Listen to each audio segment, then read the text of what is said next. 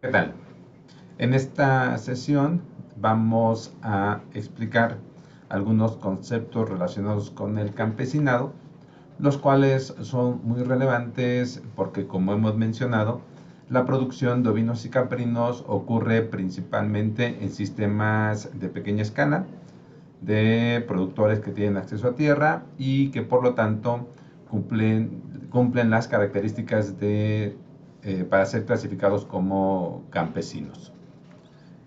Justamente una definición de campesinos o la definición de campesinos que vamos a utilizar en nuestro curso, bueno, y en esta presentación, se refiere a que el campesino es ante todo un poseedor de tierra.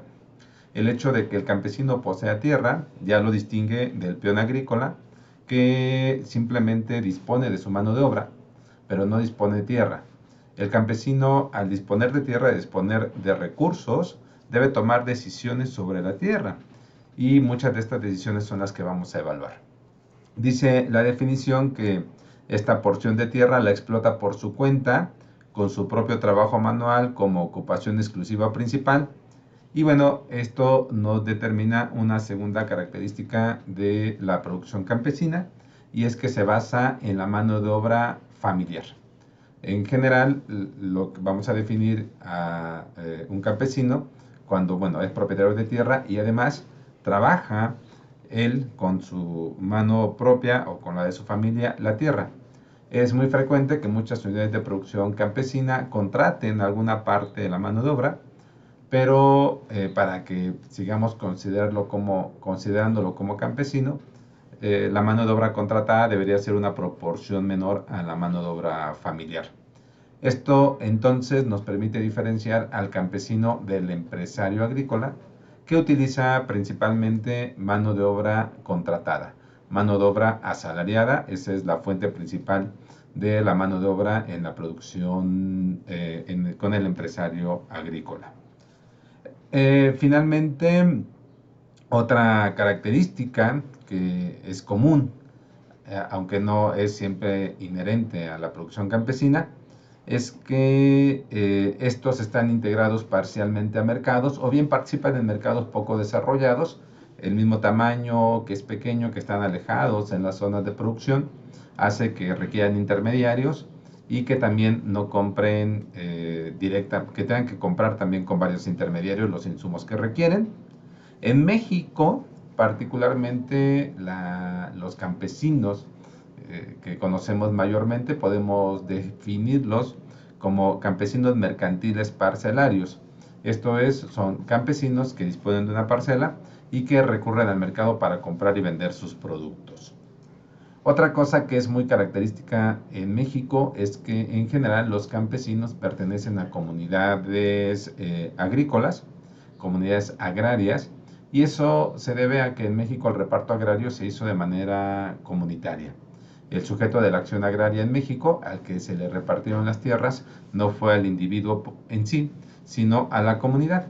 Y eso, tomando como base los pueblos o se formaron pueblos nuevos, hace que en general el campesino mexicano forme parte de comunidades con quienes comparte incluso alguna de las decisiones. En particular, en la ganadería, esta ocurre generalmente en tierras de uso común. México tiene 64 millones de tierras de uso común, que si lo quisiéramos comparar con algo, es equivalente a la superficie que tiene Francia y es más que la superficie de países como España, como Alemania, o sea, es una gran superficie. Y esas tierras de uso común, su principal uso es la ganadería, y bueno, ese recurso se comparte entre distintos miembros de una misma comunidad, por lo cual los acuerdos que establezcan entre ellos, o incluso la falta de acuerdos, es muy determinante para ese tema. Cuando uno piensa en campesinado, ahora mismo estamos viendo un video y vemos que estas formas de producir, contracción animal, empleando demasiado trabajo, pues persisten, y hay alguna razón para que persistan. No solamente se refiere a la falta de inversión, sino que en muchas ocasiones estas decisiones son completamente racionales, y es algo que vamos a explicar. Estas formas de producción también, ¿no?, las podemos encontrar en muchos lugares. El tema del campesinado ha sido un tema muy importante para la literatura económica y social desde hace mucho tiempo. Desde Marx, desde Engels, se preguntaban cuál iba a ser el papel del campesinado en las nuevas sociedades que ellos proponían. En el debate en México, desde los 70s, 80s y hasta los 90s, se debatió mucho cuál iba a ser el futuro de los campesinos.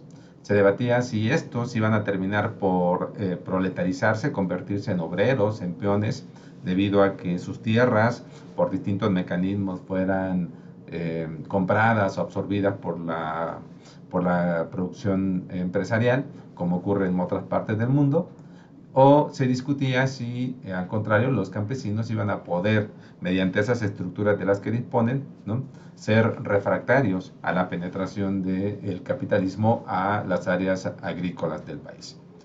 Pasado varios años, 20 a 30 años de este debate, 40 años tal vez más, hoy lo que sabemos es que los campesinos persisten, que efectivamente en algunas regiones las tierras de los campesinos han pasado a formar parte de tierras que explotan empresas, pero esta proporción ha sido menor.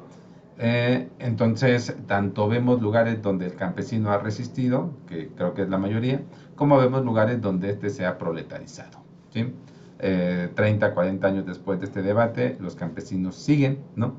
Y aunque en algunos lugares, insisto, sí se han proletarizado.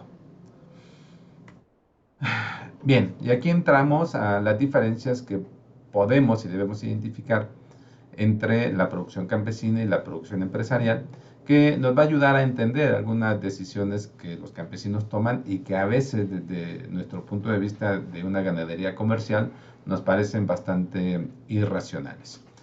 Por un lado, en el caso de la agricultura campesina, esta tiene como objetivo la reproducción de los productores y de la unidad de producción. Aquí estamos pensando no solamente en la reproducción biológica de la familia, en los hijos y que crezcan, sino incluso en la reproducción cultural. Reproducir una unidad de producción implica no solamente reproducir a las personas, a la familia, sino reproducir sus medios de producción, es decir, conservar la tierra, reproducir sus herramientas, ¿sí?, pero también su cultura, ¿sí? Y de hecho, muchas veces vemos que los productores toman como justificación de sus decisiones que éstas contribuyan a conservar a veces tradiciones o a, sí, pueden ser tradiciones o pueden ser costumbres que llevan a cabo. Ahora explicaremos algunos ejemplos.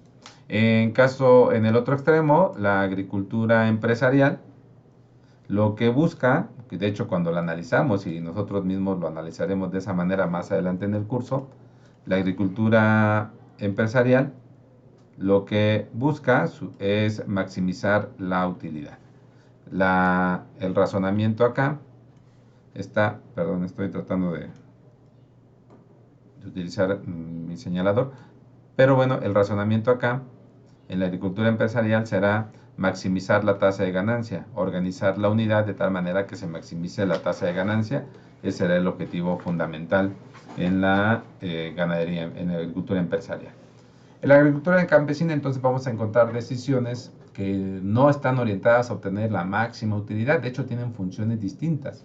Se habla mucho de la función de ahorro de la ganadería y muchas veces se habla incluso de manera despectiva de esta función de ahorro, diciendo que no busca la productividad.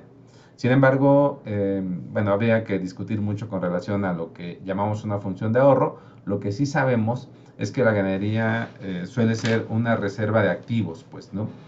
A veces las personas tienen un dinero y en lugar de ponerlo en un banco que no le va a dar los rendimientos suficientes, ¿no?, o en lugar de gastarlo, compra algún animal que cree que puede reproducirse y que a futuro le puede no solamente regresar y conservar el dinero que invirtió, sino incrementárselo. Efectivamente eso ocurre. A veces la ganadería cumple funciones culturales de formación. Recuerdo algún caso con un productor que cuando le proponíamos que mejor quitara los borregos, decía, no, porque estos sirven para que mis hijos no se hagan vagos. Y efectivamente los borregos servían para que cuando sus hijos llegaran de la escuela, los chicos, o uno en particular, lo llevara a pastorear y entonces no anduviera con los otros chicos vagando, él decía, en malas compañías, pero además el dinero o de cuando vendió un borrego se lo daba al chico o le daba alguna parte y eso pues le daba un estímulo para seguir haciendo esas actividades. A veces simplemente para formarse, para ir aprendiendo algunas cosas es que los productores lo pueden tener. Desde luego nosotros cuando llegamos con propuestas tecnológicas que pueden afectar estas funciones, las funciones que para los productores tiene, es probable que veamos rechazo. Por eso decíamos en la parte de sistemas, lo primero que tenemos que averiguar son los objetivos del productor y pensar, bueno, ¿qué busca el productor? ¿Cuál es su objetivo? ¿Para qué tiene los borregos? ¿Para qué tiene las cabras? Y con base en eso ver cómo nuestra tecnología, nuestra asesoría puede contribuir a mejorar esos objetivos, a alcanzar de mejor manera esos objetivos. Otra diferencia entre la agricultura, la ganadería campesina y la ganadería empresarial es el origen de la fuerza de trabajo. Ya lo mencionamos antes como una característica de la producción campesina, de los campesinos. Hemos mencionado que en el caso de la agricultura campesina, la mano de obra es fundamentalmente familiar, principalmente, y en el caso de la agricultura empresarial, esta es asalariada. Vamos a encontrar, de hecho, algo que veíamos en el video que puse al principio, es que quienes están haciendo el trabajo de deshiervar en esa parcela, no es solamente el dueño, sino son vecinos que llegan a acuerdos de prestarse días. Entonces, principalmente insistimos en la agricultura campesina, la mano de obra es familiar y a veces dice que logran intercambios recíprocos de otras unidades, ¿no? Y el empleo de fuerza de trabajo asalariada va a ser muy marginal, ¿sí? Va a ser de manera muy marginal, solamente en algunos momentos y a veces nunca, pues, ¿no? Esa es una diferencia. Otra que deriva de lo anterior es el compromiso laboral del jefe de la unidad con la mano de obra. Ahora lo señalaremos. Viendo el color. En el caso de la agricultura campesina, hay un compromiso absoluto con la mano de obra de la que dispone. Supongamos una familia en la que hay, digamos, 4 integrantes, quienes pueden proporcionar mano de obra a las actividades productivas, es decir, incluiría jóvenes que pueden proporcionar mano de obra, el padre, la madre, tal vez, ahí. Eh, y bueno, y ellos tienen disponibilidad, tienen una cantidad de mano de obra disponible y lo que aquí quiere decir es que el jefe de la unidad no puede, dice acá arriba, el jefe de la unidad no puede correrlos, ni se puede correr a sí mismo ni puede correr a los demás. Entonces eso hace una diferencia importante porque en el caso de la agricultura empresarial no existe un compromiso con la mano de obra, salvo que tengas un contrato y entonces cuando no dispones, cuando no requieres mano de obra la corres o cuando requieres más la contratas. La agricultura campesina es menos flexible para eso. Incrementar la cantidad de mano de obra tendría que pasar por contratar y a veces no es tan sencillo y también la mano de obra de la que dispone es difícil que la corras. Vamos a encontrar entonces que a veces se toman decisiones en las que, por ejemplo, se prefiere utilizar mano de obra en lugar de mecanizaciones porque en el caso contrario de que se mecanice, pues las personas se están quitando el trabajo a sí mismos, porque las máquinas harán el trabajo que iban a hacer ellas y entonces ya su mano de obra no tiene la oportunidad de generar valor. Yo normalmente pongo aquí el ejemplo de los ensilados.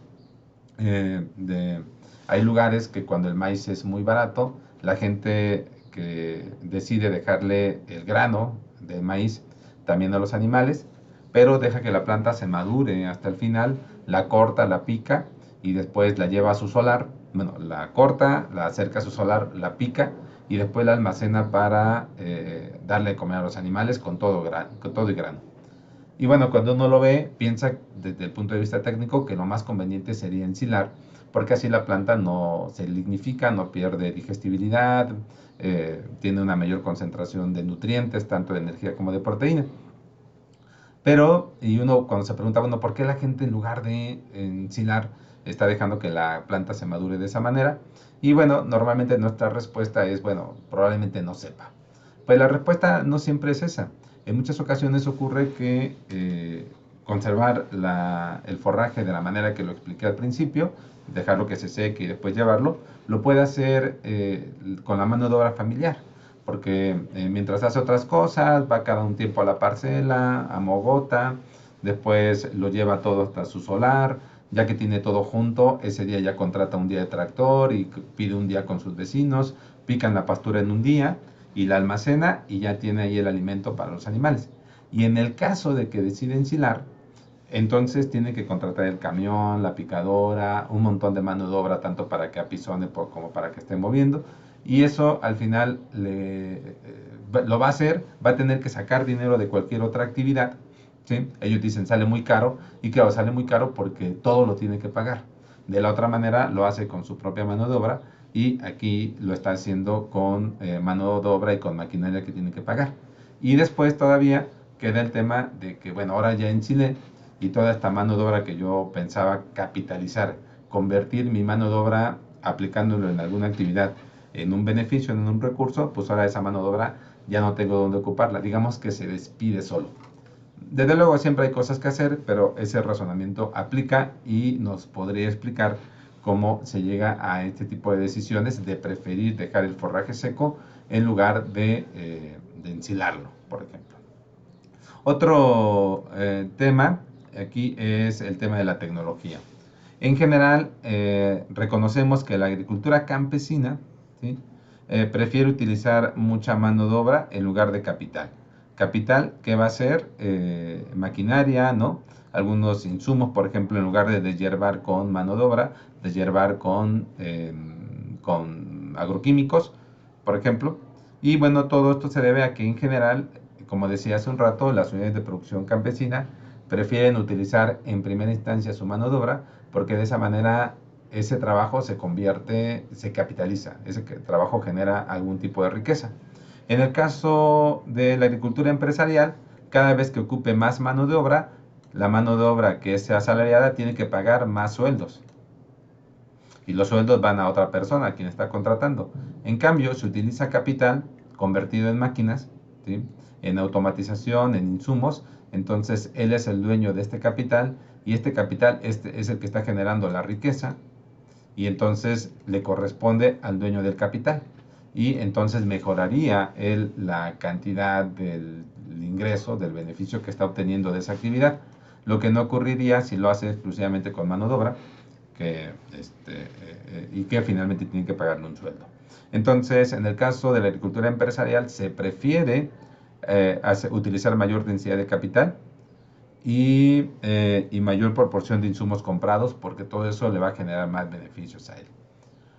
Otra razón por la cual generalmente la agricultura y la ganadería familiar van por detrás en la aplicación de tecnología, en la aplicación de capital, de máquinas, de insumos, es porque muchas veces el desarrollo tecnológico no está adaptado para este tipo de productores. Se hacen tractores muy grandes, ¿no? Se hace maquinaria que sirve o que responde a las necesidades de una agricultura comercial y no se desarrolla tecnología que sirva para la agricultura campesina. Eso es un tema también.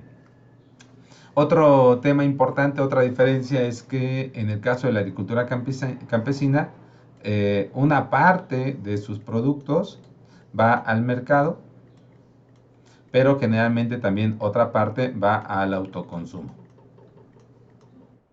¿Sí? Otra parte va al autoconsumo. ¿Qué implica esto? Que muchas actividades van a estar diseñadas para producir bienes que satisfacen las necesidades de ellos mismos de manera directa, que no tienen que ir por el mercado. Y así a lo mejor se pueden elegir, por ejemplo, razas de cerdos que no son tan productivos, pero que saben más rico, ¿no? O se pueden elegir ciertos cultivos que tal vez no sean los más redituables, los más rentables, pero que sí satisfacen una necesidad de un gusto por algo, ¿no? De una parte cultural, de una costumbre, ¿no? Sembrar maíz de distintos colores, sino los híbridos blancos más productivos, ¿no? Tener ciertas razas puede estar relacionado con este destino de la producción, que en el caso decimos de la agricultura campesina y la ganadería es parcialmente mercantil. En el caso de la agricultura empresarial, todo el producto va a la venta y entonces estamos produciendo para lo que el cliente quiere, ¿sí? No para lo que ellos necesitan, sino para lo que el cliente quiere. El cliente determina qué productos necesita. Eso hace una diferencia importante, incluso adaptarse a los productores campesinos a estas necesidades a veces puede ser un poco complicado. Hay un tema aquí que tiene que ver con los criterios de intensificación del trabajo. Este tema, bueno, tiene que complementarse con otro que revisaremos, que es la teoría de la producción. Pero, y bueno, lo explicaré después, yo creo es más fácil. Aquí solamente voy a hacer énfasis en que la agricultura campesina, ¿sí? Y la agricultura empresarial toman decisiones distintas con relación a cuántos insumos, en particular cuánto trabajo aplicar, ¿sí? Y en la agricultura campesina hay dos restricciones que son muy importantes. Una de ellas es la cantidad de mano de obra de la que disponen. Cantidad de mano de obra de la que disponen determina muchas de las decisiones de cómo se asigna, de cuánta mano de obra, qué intensidad se utiliza en mano de obra. En el caso de la agricultura empresarial no hay problema porque en la medida en la que puede vender o dejar de comprar mano de obra en el mercado y asimismo la puede contratar, la regulación de cuánta mano de obra utilizar aquí corresponde al precio, ¿sí? Corresponde a cuál es el costo de la mano de obra y cuánto esa mano de obra me va a estar rindiendo cuando ya la esté ocupando. Aquí simplemente si contrato un trabajador y al trabajador le pago 300 pesos diarios, este trabajador debe producir por lo menos 300 pesos, ¿sí?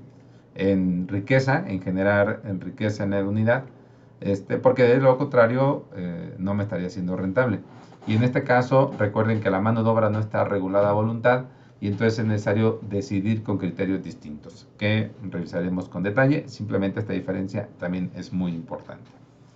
Y otro tema que es muy importante es cómo enfrentan el tema del riesgo y la incertidumbre entre agricultura campesina y agricultura empresarial. Dice aquí la definición que la agricultura campesina hace una evaluación no probabilística del riesgo y utiliza un algoritmo de sobrevivencia y en cambio la agricultura empresarial hace una internalización probabilística del riesgo buscando tasas de ganancia proporcionales al riesgo, ¿sí? Entonces lo voy a explicar, voy a hacer algunas operaciones acá arriba para tratarlo de explicar. Vamos a suponer que tenemos un agricultor que puede sembrar en su tierra, en su parcela, maíz o avena, ¿sí? Y en el momento que está tomando la decisión de sembrar, evalúa que puede, y desde luego como todo el mundo sabe, puede tener dos escenarios con respecto al clima. Puede tener, digamos, lo que podríamos considerar un año bueno y puede tener un año malo. ¿Qué sería un año bueno? Llueve a tiempo, llueve lo suficiente, las heladas no llegan a destiempo y el ciclo agrícola es bueno. ¿Qué pasa cuando hay un año malo? Puede ser que llueva tarde, puede ser que no llueva lo suficiente, puede ser que las heladas se adelanten o se atrasen, ¿no? Que lleguen muy tarde o que lleguen muy temprano y eso estropee los cultivos. Entonces, ante ese escenario y con la experiencia, el productor tal vez asuma que 60% de los años son buenos y el 40% de los años son malos. ¿De acuerdo? Ahora, él tiene que decidir entre sembrar maíz y avena. Si siembra maíz en un año bueno, voy a inventar ahora unos números. Ok, vamos a suponer que si siembra maíz en un año nuevo, en un año bueno, pudiera tener un margen, una utilidad de 12,000 pesos. Pero el maíz, por ejemplo, aquí en la región en la región del Ajusco, toda esta región, bueno, suele ocurrir heladas a veces y eso estropear. Y el maíz es un cultivo de un ciclo más largo y tiene más riesgo de que una helada lo alcance al inicio o al final si se adelanta. Entonces vamos a suponer que un año malo que no llueve también es un ciclo más largo, la falta de agua le va a afectar más, hay que sembrarlo todavía esperando que, que llueva a tiempo, estamos asumiendo cultivos de temporal, pero en un año malo entonces, dado esas circunstancias, vamos a pensar que apenas podría recoger 4,000 pesos, ¿de acuerdo? Bueno, ¿por qué? Pues porque corresponde a lo poco rastrojo, un poco cultivo, que puede dar un poco maíz que coseche.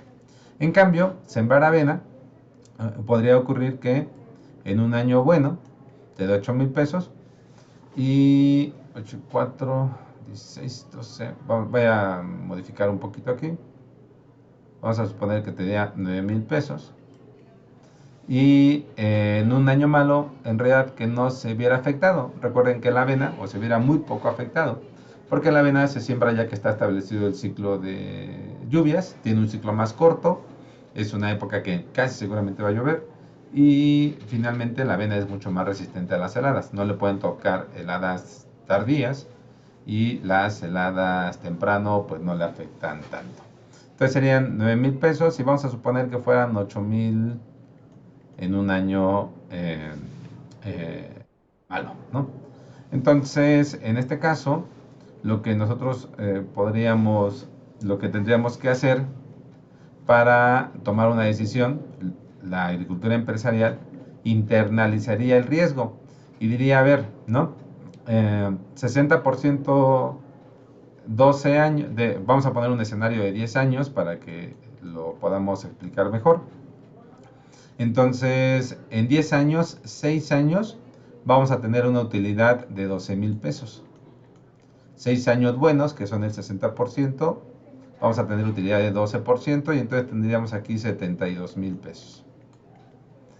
6 por 12, 60 por 2, 72, sí.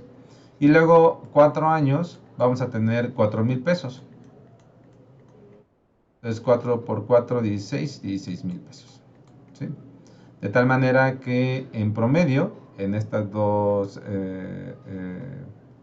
entre estas dos, si las sumo, vamos a tener 70, 80, 86, 88,000 pesos.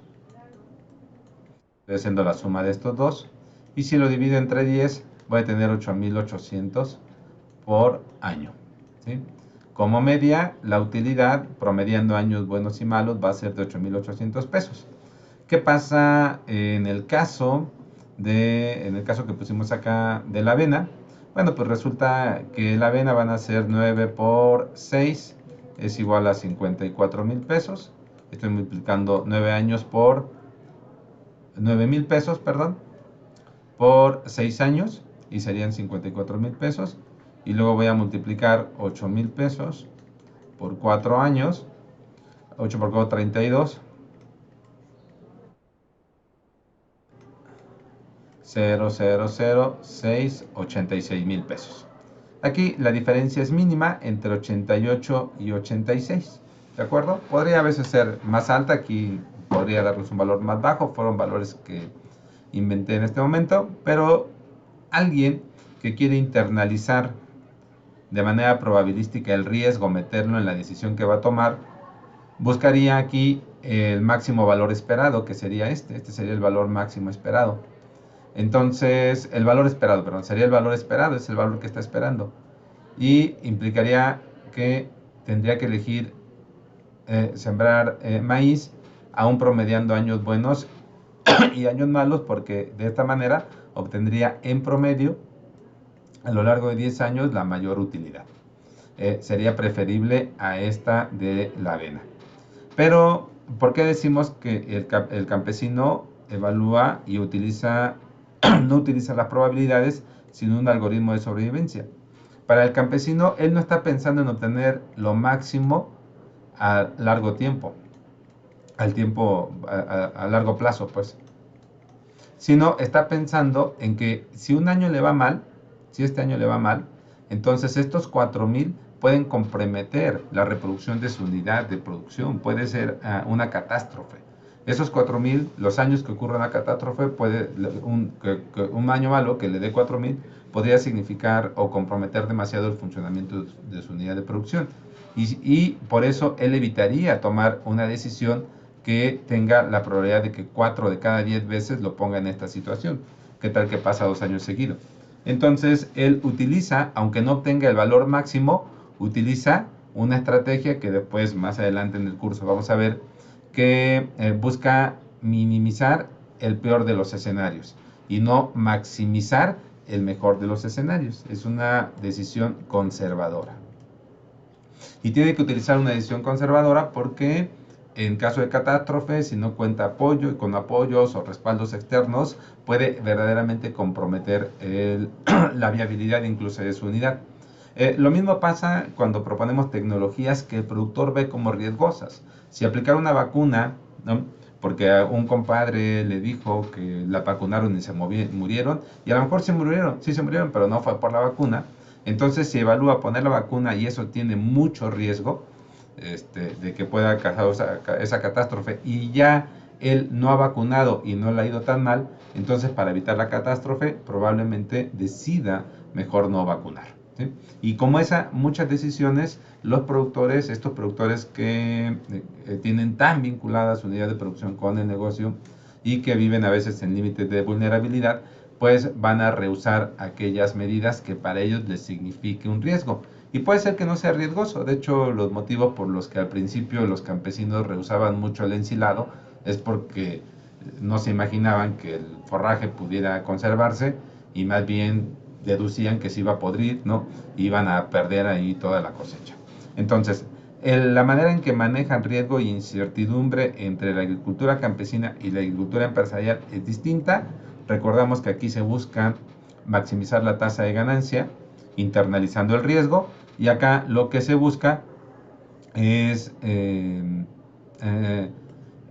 evitar un riesgo que comprometa la viabilidad de la unidad de producción, por lo que utilizamos un algoritmo de sobrevivencia y normalmente no utilizamos o no internalizamos las probabilidades de ocurrencia de los eventos. Finalmente, otro tipo, este ya lo habíamos mencionado antes, bueno, está vinculado con todo lo que tiene que ver con el trabajo.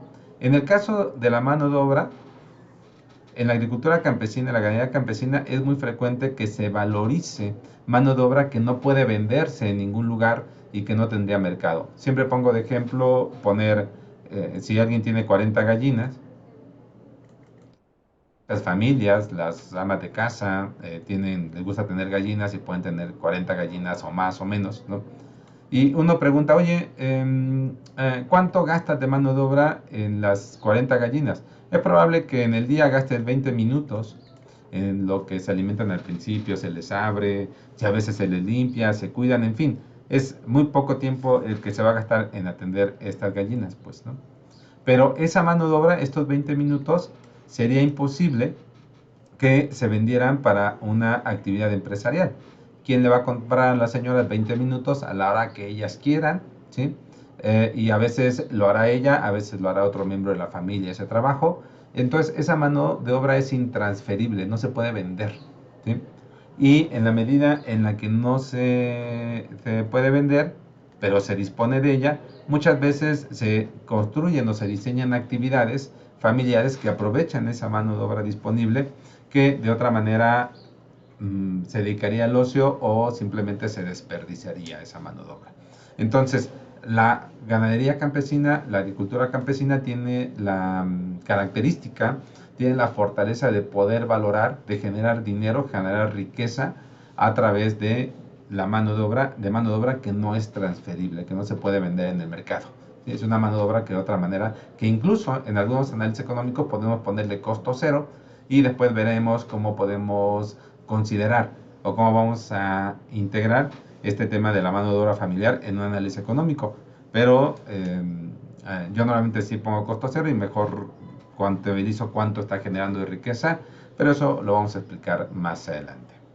Bien, estas son las características que desde la teoría podemos identificar, puede haber más, pero son algunas que podemos identificar que son diferentes entre la agricultura, la ganadería familiar y la ganadería empresarial, ¿sí?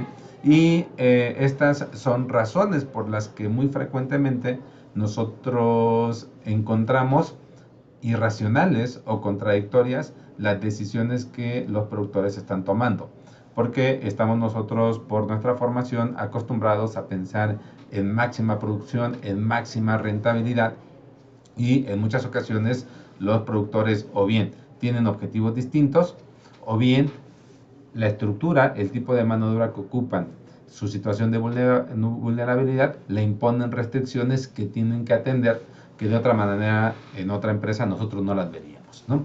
Entonces, esta clase es lo que yo quería platicar con ustedes, entre otras cosas, el viernes pasado, que no pudimos estar juntos, pero bueno, les pediría que con este video hagamos una actividad que estará planeada y nos veamos y la retomemos en nuestra clase del viernes.